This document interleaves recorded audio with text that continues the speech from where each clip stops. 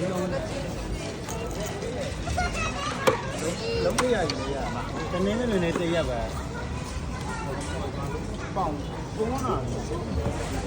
အင်းဒီဘာပြောလဲပေါ့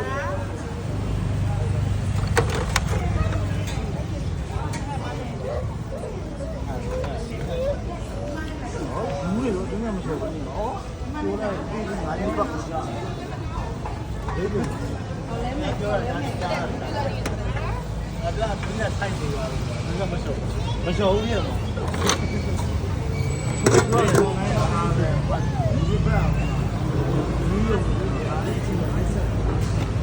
ဘူးလို့ရဘူးဘူးလို့